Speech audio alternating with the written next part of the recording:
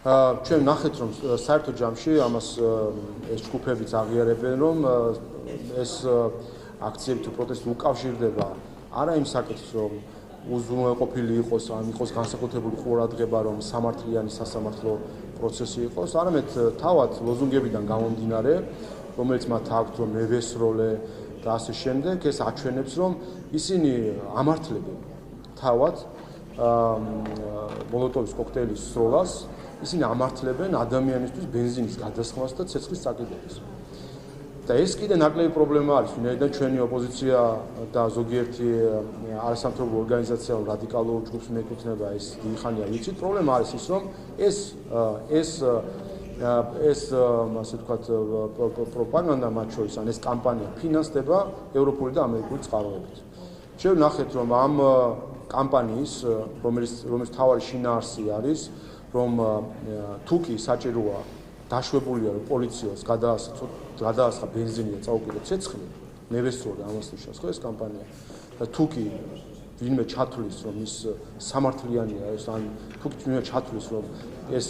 საჭირო არის დასაშვებია ცოცხალი ადამიანისთვის ცეცხლის წაკიდება. აი ამ კამპანიას აფინანსებენ ევროკავშირის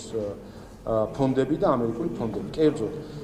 სირცხვილი არის ერთ-ერთი მოწინავე ამ კამპანიისა და სირცხვილი ამ საკუთარი აღიარებით თუ სამწუხაროდ. ვინაიდან დაფარული არის ეს დაფინანსებლები, ეს ჩვენ ცნობა არ გვაქვს, მაგრამ თავად აღიარებენ რომ მათ აფინანსებს ნედი, ანუ ამერიკის დემოკრატიული ფონდი და EED, ანუ ევროკავშირის ევროპის დემოკრატიის ფონდი. შესაბამისად ამერიკის გადასახადის გადამხდელების და ევროკავშირის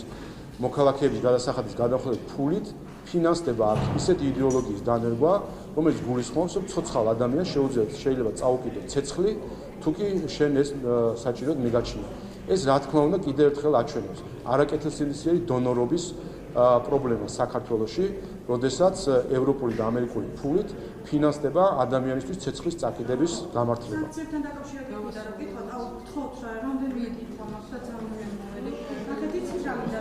ხო, ამასთან დაკავშირებით მოგიწოდებით მედიასთან, რომ დაინტერესდეთ მათ შორის როგორც ამერიკულ, ისე ევროპულ ფონდებთან, რატომ აფინანსებენ ადამიანისთვის ცეცხლის წაკიდების გამართლების კამპანიას საქართველოში და